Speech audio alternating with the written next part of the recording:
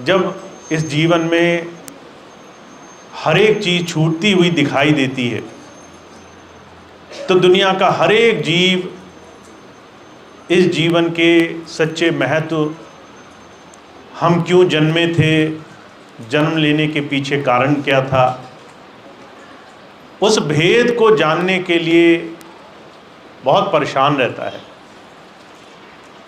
मैंने अपने जीवन में बहुत सारे ऐसे लोगों को देखा जो सारा जीवन इस नशे में चूर रहे कि पैसा, धन, दौलत, बड़ी बड़ी कोठियाँ ये जीवन का सबसे बड़ा सच है। जब उनका शरीर वृद्ध हुआ, बुढ़ापे की स्थिति दिखाई दी और दुनिया की तमाम चीज़ें यहीं छूटती हुई दिखाई दी, तो उन्होंने हमेशा इस बात की खोज करनी चाहिए कि जीवन में प्रभु भेद, परमात्मा का ज्ञान उन्हें जीते जी प्राप्त हो जाए। पर महाराज जी कहा करते थे, प्रभु भक्ति, प्रभु का भेद संसार में कोई भी आखिरी क्षण अपने जीवन के उस समय में जब उसका शरीर काम न कर रहा हो, उस समय कमाना बहुत मुश्किल काम है। इसीलिए सत्संग जारी हुआ और सत्संग के माध्यम से, शब्दों के माध्यम से एक चेतावनी, एक संसार के सामने प्रभु भक्ति का क्या महत्व हमारे जीवन में होना चाहिए, उस बात को अलग अलग तरीके से जुगों जुगों से संसार में समझाया गया है।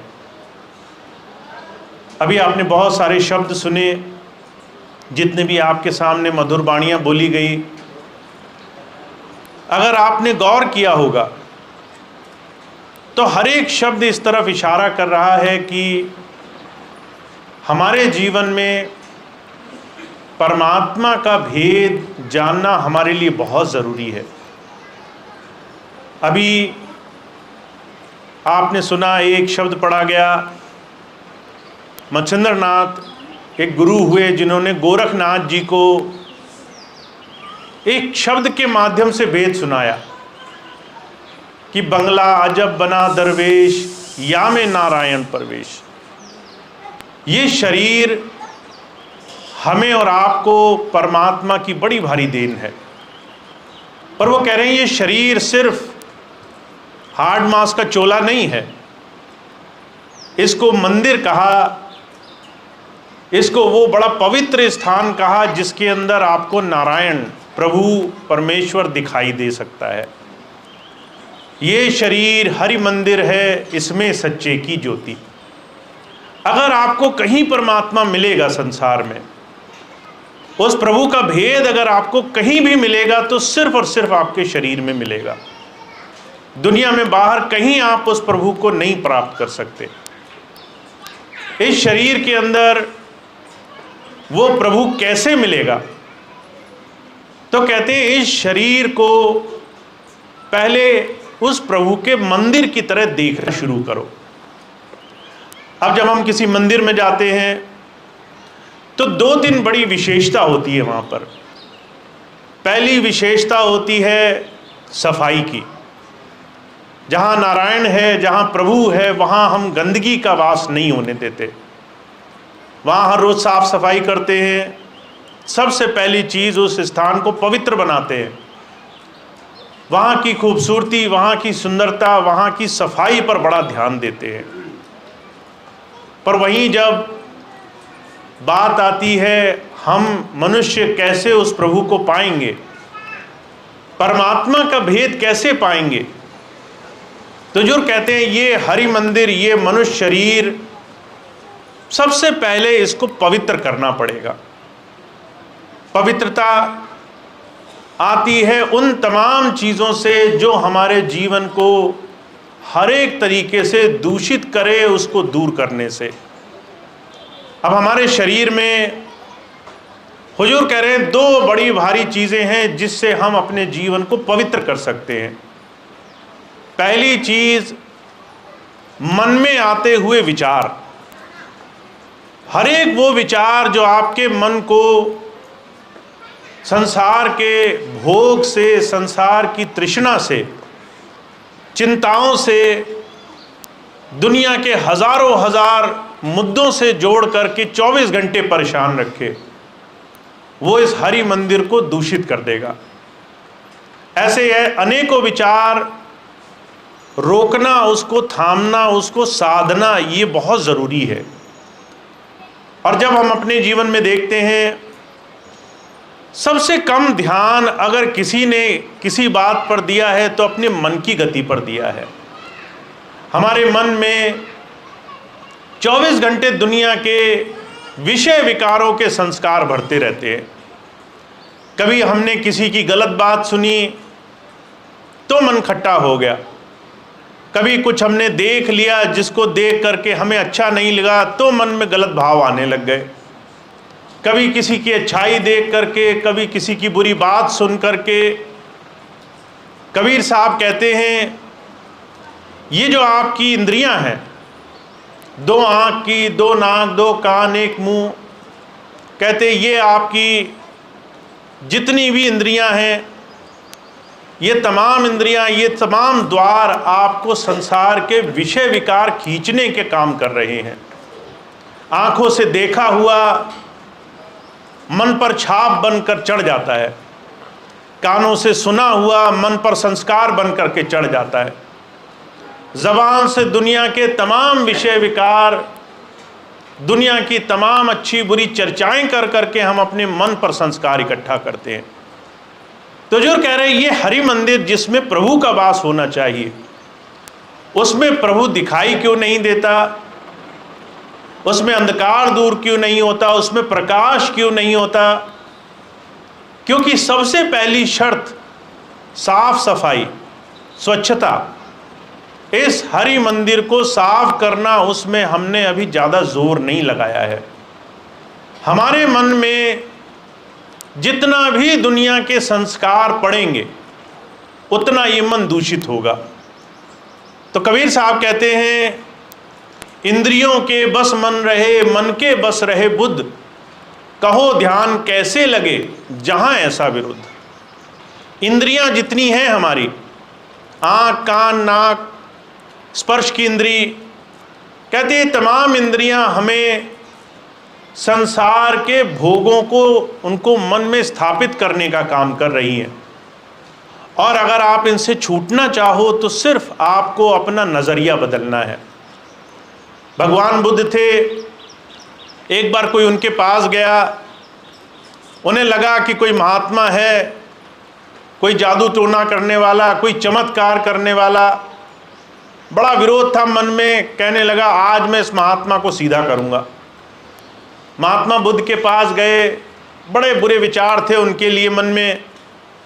जैसे ही महात्मा बुद्ध के पास गए तो वो आदमी महात्मा बुद्ध को बड़ा खरी खोटी सुनाने लगा, बहुत देर उल्टा सीधा बोला, और महात्मा बुद्ध शांत रहे। बहुत देर जब उसने बुरा बोल लिया, महात्मा बुद्ध शांत रहे। आखिर में महात्मा बुद्ध ने कहा, जब वो थक गया, कि भाई अगर तुम्हारी आज्ञा हो तो एक बात कहता हूँ तुमसे। अब वो आदमी थक चुका था, इतना बुरा बोल बोल करके उसे कोई प्रतिक्रिया नहीं मिली। महात्मा बुद्ध ने उलटकर कुछ नहीं बोला। तो जो है उस आदमी ने कहा, ये क्या बोलना चाहते हैं, मैं सुन लेता हूँ। महात्मा बुद्ध ने कहा, अगर मुझे कोई तोहफा लाके, उपहार लाकर दे और मैं ना लूँ तो किसके पास रह जाएगा? तो वो कहने लगे, जो लेकर आया था उसी के पास रह जाएगा। महात्मा बुद्ध कहने लगे, तुम मेरे लिए जो मन के विकार लेकर आए, इतने अपशब्द, इतनी बुरी बातें, मैं इसे नहीं लेना चाहता, वापस ले जाओ, मैं इनको नहीं लूँगा। अब ये बात उसने आज तक नहीं सुनी थी कि आज अगर मैं आपको कुछ बुरा बोलूं तो आपके पास ये अवसर है, आपके पास ये मौका है कि आप उन बातों से अनछुए रह सको, आप उन बातों का असर भी मत लो। ये बात कोई संसार में नहीं जानता। हमें आकर बुरी बात कोई कहता है, सच हो या झूठ हो, इसको परखे बगैर ही हम उस बात से प्रभावित हो जाते हैं। हमें बुरा बोल दिया, हमें गाली निकाल दी, हमारे लिए मन में बुरे विचार ले आए, हमारे घर में निंदा कर दी, दूसरों से जाकर हमारी बुराई कर दी।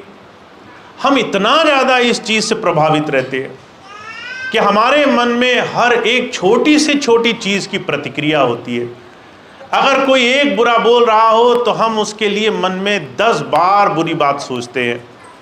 हुजूर कहा करते थे, मन में आए हुए विचार, दूसरों की कही हुई बातें, दूसरों के तमाम संसार में अच्छे और बुरे तमाम अनुभव ऐसे हैं जिससे हमारा मन दूषित होता है। और इस दूषित मन से कोई भी उस प्रभु नाम के सिमरन में बैठ नहीं सकता। अगर आपने नाम लिया है तो आप इस चीज़ को कितनी बार देखते होंगे। जब आप ध्यान करने बैठे तो एक क्षण भी मन आपको किसी भी जगह टिकने नहीं देता। 100 में से मैंने कम से कम 99 लोग ऐसे देखे जो शिकायत करते हैं कि हमारा मन स्थिर नहीं होता। क्यों नहीं होता? क्योंकि मन किसी दूसरी चीज़ों की याद में लगा हुआ है। अगर आपको विश्वास ना हो, आंखें मूंद करके देखो, मन फौरन दुनिया की ऐसी ऐसी चीज़ें याद दिलाएगा जिसकी कल्पना न की हो आपने। ऐसे ऐसे ख्याल, ऐसी ऐसी बातें, चाहे उनका कोई औचित्य हो, उनकी कोई कीमत हो या ना हो। तो हुजूर कह रहे हैं, एक तरफ आप संसार में उस प्रभु को जानना चाहते हो, दूसरी तरफ आप अपने मन को साफ नहीं करना चाहते, इस मन पर अंकुश नहीं लगाना चाहते। भगवान बुद्ध की तरह जो चीज़ आपके मतलब की नहीं उसको भी लेने के लिए तैयार हो।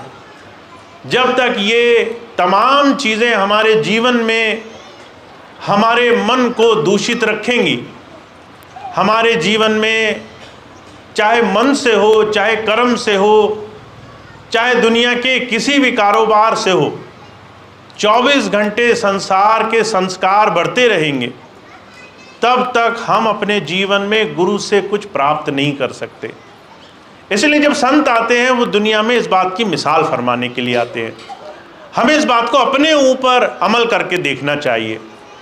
महाराज जी कहा करते थे, आपने कोई अच्छा उदाहरण सुना, फौरन अपने ऊपर उसको देख करके देखो, क्या मैं भी इसी तरीके से कर रहा हूँ, या मेरे जीवन में मेरे 20, 40, 50 बरस मन के खेल खेलते हुए निकल गए।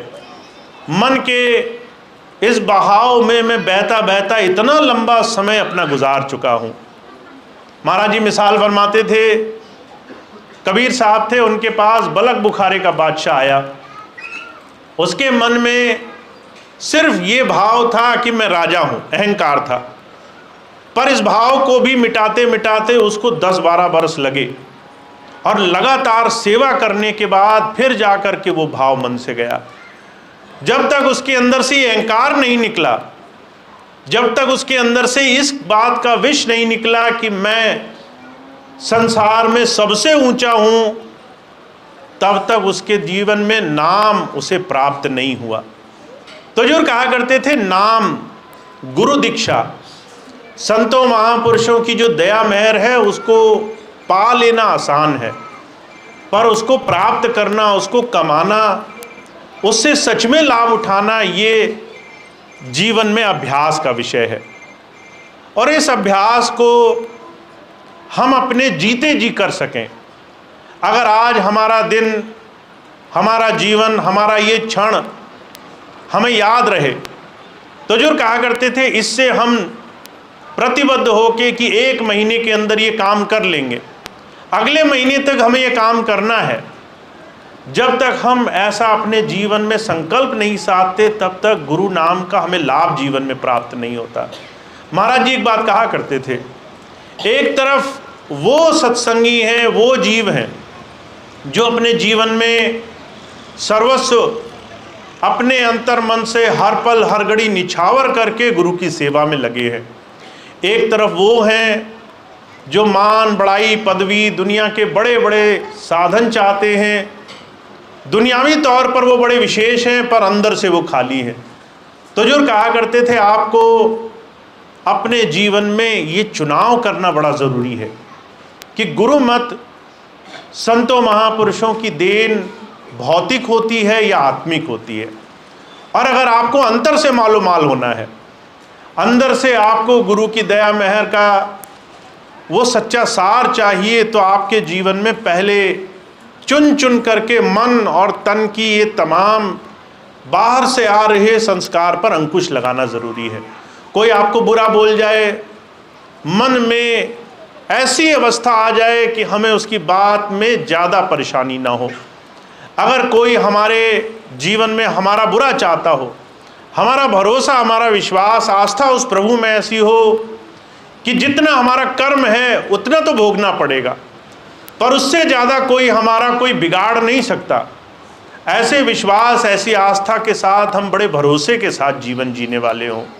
तो जो कहा करते थे, गुरुमत, ये आत्मा से अपने आप को गुरु चरणों में उसके बताए हुए उपदेश पर, उसकी बातों पर चलने का नाम है। और वो जीव भाग्यशाली हैं जो अपने जीवन में इस बात को अमल करके देखते हैं। शहंशाह जी महाराज हुए, वो कहा करते थे, हमें सिर्फ एक सवाल पूछना है अपने आप से। अगर हमने आज नाम लिया और आज से 10 बरस बाद, 20, 40 बरस बाद हम वहीं उसी धुरी पर खड़े हैं, हम जरा सा भी आगे नहीं बढ़े, हमारे जीवन में परिवर्तन आना नहीं शुरू हुआ, तो फिर हमें उन तमाम चीज़ों पर अमल करने के लिए शुरुआत करनी है जिससे जीवन में बदलाव आए। इसलिए शहंशाह जी महाराज कहा करते थे, आध्यात्म की एक परखी है। जैसे आपने कोई कपड़ा है, उस पर मैल लग गई, आपने साबुन लगाना शुरू किया, कपड़ा साफ हुआ नहीं शुरू हुआ, उसकी एक परख है। उस कपड़े में सफ़ेदी आ जाएगी, उस कपड़े में चमक आ जाएगी जो धुल करके साफ हो चुका है।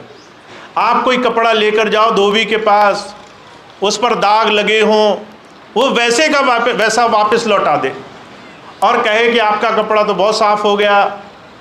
आप वहाँ अपने विवेक से, बुद्धि से उस कपड़े की गंदगी देख करके फ़ौरन एहसास कर लेते हैं धोबी ने धोखा दिया है या सच में धो करके कपड़ा दिया है। आप वहाँ उसकी कई बात नहीं मान लेते। हुजूर कहा करते थे, इसीलिए आध्यात्म में भी एक परखी होती है। शहंशाह जी महाराज उसको फरमा रहे हैं, कहते हैं अगर आपने नाम ले लिया तो आप में बदलाव आने लगेगा। पहली शर्त है, ये हो ही नहीं सकता कि आप प्रकाश के पास चले गए और अंधकार रह जाए। ये हो ही नहीं सकता कि आप जो है साबुन से छू गए और आपकी मैल फिर भी रह जाए, ये असंभव चीज़ है। तो कहते हैं आध्यात्म में गुरु पद पर आने के बाद परखी क्या है कि हमारे अंदर परिवर्तन, बदलाव होगा। कहाँ पर? शहंशाह जी महाराज कहते हैं, चाह गई चिंता गई, मनवा बेपरवाह, जिसको कुछ नहीं चाहिए सो शाहन को शाह। आप गुरु के पास जब आए, नाम लिया, तो कहते हैं आपको संसार की चीज़ों की चाह, दुनिया की चीज़ों की आसक्ति नहीं रह जाएगी। अगर आपको कोई मीठी वस्तु खिला दी जाए और उसके बाद कोई हल्की मीठी चीज़ दे तो उसकी मिठास नहीं पता चलती आपको। कहते हैं ऐसे ही अगर आप गुरु नाम से जुड़ गए तो आपको संसार की भौतिक वस्तुएं, उनका सुख बड़ा कम मालूम पड़ता है। आपको मालूम होता है पैसा मिल गया तो थोड़ी सुविधाएं मिल जाएंगी, कपड़े लत्ते खरीद लिए वो भी तन ढकने का काम करेगा। मान लीजिए बहुत सारी दुनिया की सुविधाएं मिल गई तो भी सिर्फ रहने, जीवन चलाने मात्र चीज़ों में कुछ फ़ायदा हो जाएगा, पर इससे ज़्यादा इन चीज़ों का कोई उपयोग नहीं है। आप दुनिया की बड़ी से बड़ी कीमती सी कीमती चीज़ से सिर्फ अपनी ज़रूरतें पूरी कर सकते हो, उससे ज़्यादा आप अपने जीवन में कुछ नहीं प्राप्त कर सकते। तो जो कहते हैं चाह और चिंता दोनों चीज़ों में कमी आने लग जाएगी। अगर हमारे जीवन में चिंताएं कम हो रही हैं तो समझ लो गुरु नाम धीरे धीरे अपना असर दिखा रहा है। अगर हमारे जीवन में अभी भी चिंताएं हैं कि हमारे बच्चों का क्या होगा, हमारा स्वास्थ्य ठीक नहीं है, हमें बड़ी परेशानी है, जब तक हमारे मन में ये विश्वास नहीं बना तब तक हमारे जीवन में गुरु नाम से मन निर्मल होना शुरू नहीं हुआ। मुझे देहरादून में एक बहन मिली, सत्संगी परिवार से थी, जब उसकी शादी हुई तो ऐसे परिवार में हुई जहाँ कोई सत्संगी नहीं था। अब परिवार ऐसा था जो पूजा पाठ, नित्य नियम, संयम सब कुछ पालन करते थे, और वो बेटी सत्संगी थी। सत्संग में सारा जीवन उसने स्वामी जी का सत्संग सुना था, कर्म विधान सुना था कि गुरु संत संसार में आते हमारे जन्मों जन्मांतरों के कर्मों से हमें छुटकारा दिलाने के लिए। पर इसका मतलब ये नहीं है कि आपको कर्म भोगना ही नहीं पड़ेगा। एक ही सूरत है, कर्म नहीं भोगना चाहते तो, कि आज ही शरीर का त्याग कर दो, इसी क्षण शरीर छोड़ दो, तो ही कर्म नहीं भुगतना पड़ेगा। अगर संसार में पूरा जीवन जीना है तो कोई ना कोई कर्म तो भोगना ही है। कुछ सुख भी होंगे, कुछ दुख भी होंगे। अब ये बात उसे समझ में आ गई कि चाहे आपका जीवन सच्चाई के रास्ते पर लगा हो, पर संसार के दुख सुख से घबराना नहीं है। दुख और सुख दोनों ही हमारे जीवन में हमारे सुधार के लिए होते हैं। जब शादी हो गई और ऐसे परिवार में गई तो देखा कि जो है ससुराल वाले बड़ी चिंता करते थे। अगर कोई परेशानी हो जाए तो भाग दौड़ मच जाती थी। कभी फलानी पूजा करो, कभी फलानी जगह जा कर के कोई जतन करो, और घर में हाहाकार मचा रहता था। जहाँ देखो एक जगह गए, किसी ने बोला दूसरी जगह जाओ, वहाँ गए। घर में हमेशा संकट की स्थिति। वो मेरे पास आई, आकर कहने लगी कि भैया जी घर वालों को समझाओ, वैसे कहने कोई पूजा पाठ करते हैं पर इतनी बात, इतना भरोसा इनका अभी तक नहीं बना। जो स्वामी जी ने बात कही कि अगर आप जीवन में आए हो तो आपका भरोसा, आपका विश्वास बनने लग जाएगा। कर्म के विधान में, उस प्रभु की दात में, उस प्रभु की दया मेहर में आपका विश्वास बनने लग जाएगा। इसका मतलब ये नहीं है कि आपके दुख सुख पूरी तरह समाप्त हो जाएंगे। इसका मतलब है आपके अंदर शक्ति आ जाएगी उनको सहजता से जीवन में स्वीकार करके अपने जीवन को उन तमाम चीज़ों से आज़ाद रहने की, उनसे पूरी तरह स्वतंत्र रहने की। दुख आएगा, आप कहोगे कि ये जो है कोई मेरे जीवन का ज़रूरी कर्म है, कट जाए तो अच्छा है। सुख आएगा, लोग जहाँ हंसी मना रहे होंगे कि बहुत अच्छा हो गया, आप कहोगे सुख है, ये भी भोगना है, इससे भी जो है आगे मेरा जीवन है। तो हुजूर कहा करते थे सुख और दुख में, दुनिया के तमाम अच्छे और बुरे समय में आपकी चिंताएं वो पूरी तरह गुरु चरणों में समर्पित हो जाएं और आपको भरोसा बना रहे। न दुख में दुख लगे, न सुख में ज़्यादा खुशी हो। ऐसी दोनों स्थितियों में बदलाव इस मन का आ जाना, स्वामी जी महाराज कह रहे हैं ये एक सत्संगी के जीवन की पहचान है। और वो भाग्यशाली हैं जो किसी भी साधन से अपने जीवन में इस निश्चिंतता की स्थिति में पहुंच रहे हैं। इसलिए जितने भी महापुरुष आए उन्होंने कहा अगर आपके जीवन में हर रोज़ के जीवन में ये भरोसा है और चिंताएं आपके साथ नहीं है, इसका मतलब है गुरु नाम आपके जीवन में असर करने लग गया। अब इस बात को अपने जीवन में उतार कर देखें। अगर हम देखें किसी भी एक दिन को, कल का जो दिन गुजर गया वो देखें, आज का दिन जो अभी तक गुजर गया आधा दिन वो देखें। अगर हमें दुनिया की हर एक चीज़ में एक भरोसा बना रहा है, और हुजूर कहा करते थे अच्छे और बुरे दोनों कर्म में गुरु की दया मेहर दिखाई दे रही है कि दोनों ही उसकी कृपा से अपने आप जीवन में सही दिशा में हमें ले जाएंगे, तो आप धीरे धीरे गुरु नाम से जुड़ने लग गए। तो इसलिए हुजूर कहा करते थे गुरु नाम की परखी होती है। वो परखी आपके जीवन में बदलाव से, परिवर्तन से आपके जीवन में काम करती है। तो वो बहुत भाग्यशाली हैं जिन्होंने ये छोटा सा भेद समझा है कि जब संत आकर नाम देता है तो वो हमारे जीवन में हमें दुनिया के विकारों से छूटने का रास्ता दिखाने की बात करने के लिए आता है। कैसे हम अपने मन, अपने दुनिया के तमाम संस्कारों से धीरे धीरे छुटकारे की तरफ बढ़ने लगेंगे। मुझे बड़ी अच्छी घटना याद है, बरेली का जिक्र है। एक भाई था, वो जो है उसकी पत्नी ने नाम लिया, पर जो है उस आदमी का एक ही नियम था, दिन भर काम करना, रात को शराब पीना, शराब पी करके सारे संसार को गाली देना, सभी गलत हैं, सारे चोर हैं, सारे झूठे हैं। एक दिन वो कहने लगा अपनी पत्नी से, तुम बहुत मानती हो स्वामी जी को, अगर स्वामी जी मेरी शराब छुड़ा दें तो मैं जानूंगा। अब उसके लिए बड़ी चुनौती हो गई। बहन थी, नामदानी थी, स्वामी जी के पास आई, स्वामी जी से कहने लगी, स्वामी जी अगर जो इनकी शराब छूट जाए तो बड़ा अच्छा होगा। स्वामी जी कहने लगे, भाई छूट जाएगी। उस दिन वो शाम को आई तो वो जो है सब्जी का ठेला चलाया करता था। जब शाम को आई तो वो ठेला चोरी हो गया। अब पति और नाराज़, कहने लगा, तुम तो कहती थी तुम्हारे गुरुजी सब काम कर देते हैं, यहाँ तो जो है घर में चोरी पड़ गई। जिस साधन से कमा खा रहे थे वो भी चला गया। अब वो बेचारी बड़ी परेशान हुई, खूब प्रार्थना करी उसने। वो कहने लगा, अगर स्वामी जी तुम्हारे ये कल तक ठेला ले आए मेरा, तो मैं मानूंगा कि तुम्हारे गुरु सच्चे हैं। अब ये बात हुई, रात भर सोए, न जाने क्या करामात हुई। अगले दिन वो ठेला उसके घर के बाहर खड़ा था। स्वामी जी महाराज की दया हुई, ठेला मिल गया। अब मन में उसकी ये बात पक्की हो गई कि भाई कोई ना कोई बात तो ज़रूर है। उसने मन में खुद संकल्प उठाया कि अगर इनके गुरुजी की ये बात सच्ची हो गई तो मैं एक संकल्प उठाता हूँ कि मैं जो है उनके आश्रम में जाकर रोज़ सेवा किया करूँगा। और उसने एक मन में ध्यान रखा कि हर रोज़ सुबह 5 बजे कोई भी काम करने से पहले वो बरेली आश्रम पहुँच जाया करता था। सुबह साफ सफाई करना, सारे आश्रम में झाड़ू लगाना, ना किसी ने उससे कहा, ना किसी ने उससे पूछा, अपनी स्वेच्छा से वो रोज़ सुबह 5 बजे जा करके आश्रम की सफाई करने लगा।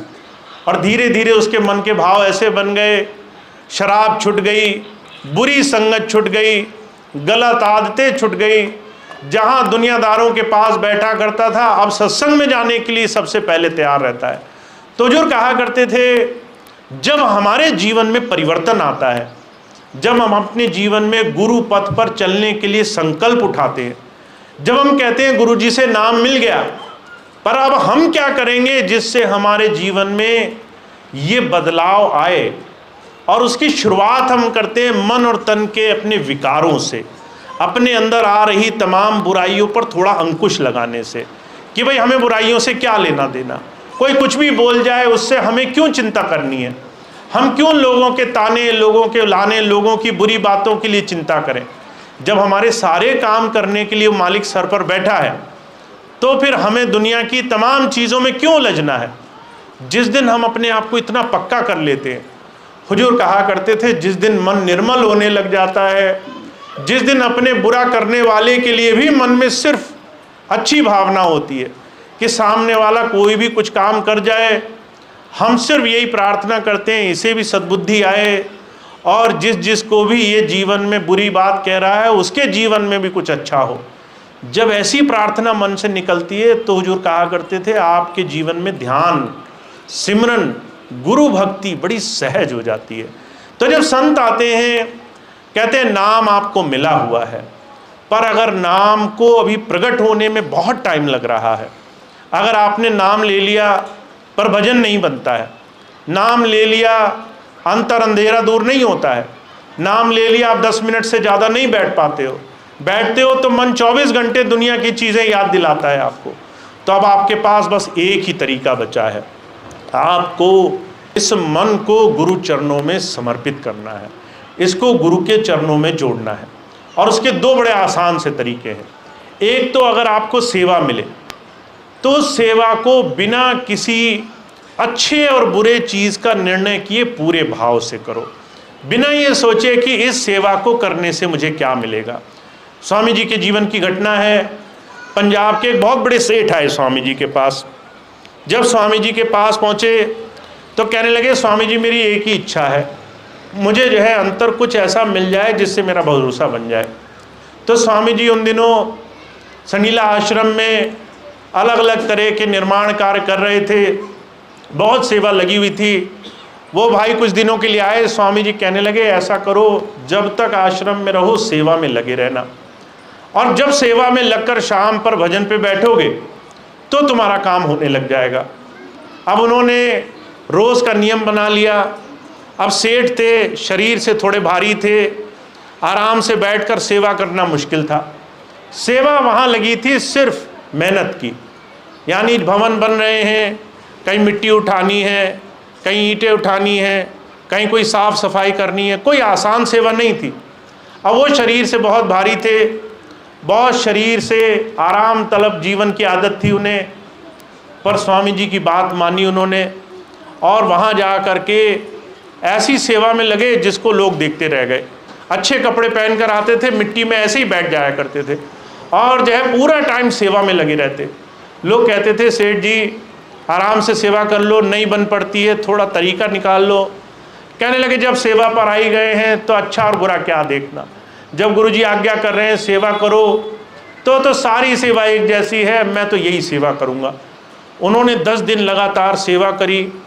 सेवा करने के बाद भजन पे बैठते थे, रोज़ स्वामी जी से जाकर कहते थे स्वामी जी मुझे फ़ायदा हो रहा है, और 10वें दिन उन्हें अंतर अनुभव हुए, उनका भजन ध्यान सिमरन बनने लग गया। उन्होंने उसके बाद सारा जीवन स्वामी जी के साथ लेकर के जीवन गुजारा। तो मैं सिर्फ आपसे इतनी ही बात कहना चाहता हूँ, कई बार हमारे मन बुद्धि हमारे विचार में ध्यान भजन का रास्ता साधारण की बजाय बड़ा मुश्किल हम बना लेते हैं। हम मन में बार बार सोचते हैं ये होगा तो वो करेंगे, वो होगा तो वो करेंगे, 1000 शर्तें मन में लगा करके बैठते हैं, सहज रास्ता नहीं अपनाते। तो सहज रास्ता क्या है? अपने मन बुद्धि को किनारे करके सहज सेवा में लग जाओ। कोई भी सेवा, वो सेवा जो आपको आपके गुरु से जोड़ती हो, जो आपको आपके मन से गिराती हो, जो आपके मन का अहंकार मिटाती हो, जो ये कहती हो कि मैं भी कुछ हूँ, ये तमाम इस मन की ऐंठन को दूर करती हो और आपको सहज बनाती हो।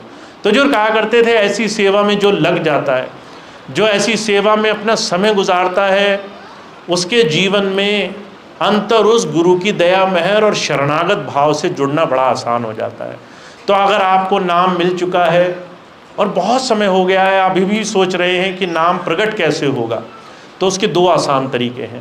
पहला तो ये, अगर आपको मौका मिले तो सेवा में बहुत बहुत समय दिया करो। अगर आपको ये आश्रम में आने का मौका मिले, यहाँ आओ सेवा करो। यहाँ कभी स्वामी जी रहे हैं, यहाँ स्वामी जी ने सत्संग किया है, यहाँ सत्संग है, सेवा का स्थान है, यहाँ आकर सेवा करो। ये मत सोचो कौन किसका क्या किस तरह से, सिर्फ गुरु की आज्ञा मान करके सेवा करो। दूसरी चीज़, अपने जीवन में रोज़ परखी बना करके रखो। अगर मन को निंदा चुगली दूसरों की बुराई सुनकर के बड़ा मज़ा आ रहा है तो इस मन को खींचो वहाँ से, वहाँ बैठे मत रहो। जहाँ ऐसी बुराइयाँ होती हों, जहाँ ऐसी चर्चाएँ होती हों, जहाँ ऐसा दूसरों के लिए अच्छे बुरे तमाम संसार की बातें होती हों, वहाँ से मन बचा कर रखो और ऐसी जगह बैठो जहाँ कोई गुरु चर्चा करे, जहाँ कोई सत्संग करे, गुरु नाम ले, जहाँ उस मालिक की याद करे, वहाँ थोड़ा समय गुजारो। अगर आपने ये 2 काम कर लिए तो आपके लिए आपकी जितनी भी आध्यात्मिकता से जुड़ी हुई शिकायतें हैं कि मैंने नाम लिया मेरा अंतर में कुछ नहीं हुआ, वो शिकायत आपकी बड़ी जल्दी हल हो जाएंगी।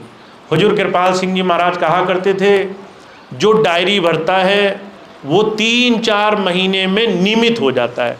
डायरी भरने का मतलब आपने इस बात पर नज़र रखनी है कि आपका मन दूसरों की बुराई में ज़्यादा अच्छा मज़ा ले रहा है या फिर गुरु नाम की चर्चा में अच्छा मज़ा ले रहा है। अगर इसको दूसरों की बुराई बातों में बड़ा अच्छा लग रहा है, इसका मतलब है अभी आप अपने जीवन पर कुछ अंकुश नहीं लगा रहे। ये हरि मंदिर आपको मिल तो गया, पर आप इसमें खूब गंदगी बिखेर कर बैठे हो और फिर कहते हो इसी में ठाकुर जी बैठे, इसी में नारायण बसें, हमने गंदगी बचा दी, इसी में हम भगवान को बिठाएंगे। तो माफ़ करना, जहाँ गंदगी होगी वहाँ ठाकुर जी का वास नहीं होगा, वहाँ प्रभु नहीं बैठेगा, वहाँ गुरु के दर्शन नहीं होंगे। इसीलिए आपको ये अपने जीवन में सच्चा नियम पालन करना है और इसके लिए बड़ा आसान सा तरीका है। 2 चीज़ें। पहली चीज़ ये कि आपको प्रयास करना है, आपको अगर सेवा मिल जाए सेवा हो। दूसरी चीज़ ये सत्संगत हो, बुरी संगत धीरे धीरे छूटने लग जाए। और जिस दिन आपने 2 काम कर लिए उस दिन आपके सारे काम आसान हो जाएंगे। तो इतनी बात मैं आपकी सेवा में रखना चाहता था कि हमारे जीवन में अब आगे अभ्यास की तरफ जीवन होना चाहिए। नाम लिए हुए बहुत लंबा समय गुजर गया, जीवन में भजन सिमरन बड़ी बड़ी चर्चाएं करते हुए बड़ा समय गुजर गया। महाराज जी कहा करते थे, अब संकल्प साध लो कि मैंने 10 दिन में, 1 महीने में ये काम करके दिखाना है। 1 महीने का अगर समय बांध लो तो फिर निश्चित करो कि हर रोज़ मुझे समय देना है। हर रोज़ समय दो तो यह ध्यान रखो कि हर रोज़ अपने मन को बुराइयों से भी बचाना है। हर रोज़ अपने मन को ऐसी तमाम जगह से खींचना है जहाँ पर व्यर्थ की चर्चाएं होती हों, और किसी भी एक जगह जहाँ सत्संग की चर्चा होती हो, जहाँ कोई सच्चे दिल से गुरु चर्चा करता हो, उसके पास बैठना है, उससे, उसके अनुभव से लाभ उठाना है। तो महाराज जी कहा करते थे, जब आप इस काम को करोगे, जब आप उल्टी गिनती गिनोगे, जब आप सच्चे दिल से गुरु नाम में अपना समय लगाओगे, तब आपके जीवन में ये काम जल्द से जल्द बन जाएगा। तो अब ये आपके ऊपर है। हुजूर कहा करते थे, गुरु नाम देता है, तरीके देता है, साधन देता है, बहुत सारे जीवन में रास्ते भी दिखा देता है, पर उसके बाद एक छोटा सा काम आपके हिस्से में रख देता है कि आप इसको अपनी स्वेच्छा से कितना करना चाहते हो। आपकी खुद कितनी इच्छा है गुरु नाम कमाने की। अगर आपका सारा दिन संसार के प्रति आसक्त है तो माफ़ करना, ये संतों महापुरुषों की गर्ज नहीं है कि वो कहें कि भाई आपको दुनिया प्यारी है, आप दुनिया को छोड़ो। वो ये काम आपके ऊपर सौंपते हैं। आपको खुद देखना है, चिंताओं में जीवन गुजारना है या निश्चिंत हो करके, अचिंत हो करके जीवन गुजारना है। दुनिया की फिक्र करते हुए, परेशान होते हुए जीवन गुजारना है, या फिर दुनिया की चीज़ों से अचिंत हो करके जीवन गुजारना है। इसीलिए कबीर साहब कहते हैं कि भाई अपने जीवन में एक परखी बनाओ। कहा, जैसे जल में कमल निरालम, मुर्गाए निशाने, सूरत शबद भव सागर तरिए, नानक नाम बखाने। कहते अगर आप किसी कमल के फूल को देखो, वो कीचड़ में, तमाम गंदगी में ऐसी जगह उगता है जहाँ पर वो साफ नहीं रह सकता, पर उसके अंदर एक गुण होता है, वो निर्विकार होता है, वो दूसरी चीज़ों का असर नहीं लेता। कमल के फूल पर आप एक बूंद पानी डालो, वो नीचे गिर जाएगी। फिर कहते हैं जल मुर्गाबी पक्षी, जल में रहता है पर भीगे रहते हैं, बाहर निकलता है उसे पर नहीं सुखाने पड़ते, वो जल से बिना उस पानी का असर लिए आराम से ऊपर उड़ जाता है। कहते हैं ऐसे ही सत्संगियों को बनना है। संसार में रहो, दुनिया तुम्हारे चारों तरफ कितना ही जहर घोले, तमाम दुनिया के विष घोले, तुम्हारा मन इतना गुरु प्रेम से पक्का होना चाहिए कि लोग कितनी ही बुराई करें, कितनी गालियां निकालें, कितनी निंदा चुगली करें, कितनी संसार की बातें करें, तुम्हारा भरोसा उस मालिक पर हो, और ऐसा भरोसा हो कि तुम्हें दुनिया की किसी चीज़ की चिंता ना हो। बच्चों का क्या होगा, सब उस प्रभु की मौज पर। मेरे जीवन में क्या होगा, मैं बीमार हूँ, हारी है, बीमारी है, मुकदमेदारी है, ऐसा भरोसा हो कि हमें उस मालिक पर भरोसा है, हम सिर्फ अच्छे काम करेंगे और बाकी सारी चीज़ वो अपने आप सुधार देगा। तो जो कहा करते थे, ऐसा जिस दिन आपने मन बना लिया उस दिन आपके सारे काम आसान हो जाएंगे। तो इतनी बात मेरे को आपके सामने रखनी थी कि हमें नाम मिला है, अब हमें इसका अभ्यास करना है बहुत। हमें ये नियम बनाना है कि अगली बार जब भी सत्संग हो तो हमारा मन हल्का हो, मन में दुनिया के विकार हल्के हों, हमारे मन में गुरु का सिमरन, गुरु की याद पक्की हो। तो ये काम आप बना सकते हैं थोड़ा सा नियम साध करके, हर रोज़ का अपना दैनिक नियम उस दिशा में बढ़ा करके। महाराज जी एक बात कहा करते थे कि आप जैसे व्रत रखते हैं, सोमवार का, मंगल का, बुध का, बृहस्पति का, ऐसे एक संकल्प उठाइए कि हर रोज़ मुझे थोड़ी देर गुरु नाम में हर रोज़ समय देना है। अगर मैं नहीं बैठूंगा तो मैं शरीर को भी भोजन नहीं दूंगा। महाराज जी कहा करते थे थोड़ा हठ धर्मी बनना पड़ता है। बाबा जयमल सिंह जी महाराज थे, भजन करते थे, नींद आ जाती थी तो उन्होंने अपने बाल खूंटी में बांधने शुरू कर दिए कि नींद कैसे आएगी मैं देखता हूँ। नींद आती थी, सर झुकता था, चोट लगती थी, फौरन आँख खोल करके बैठ जाते थे, कहते थे आ गया मज़ा, नींद में जाते थे, अब करो नींद। और ऐसे हट कर करके उन्होंने इस मन को मार दिया। तो जो कहा करते थे हमें और आपको भी हर रोज़ भजन पर बैठने के लिए मन को मारना पड़ेगा। तो उसका एक आसान सा तरीका है, अगर भजन नहीं तो भोजन नहीं, अगर आप आज का भजन नहीं करोगे तो आपको खाने का भी अधिकार नहीं है, आप खाना भी नहीं खाओगे। ये नियम बना लो। हुजूर कहा करते थे भजन भूल सकते हो, भोजन नहीं भूल सकते।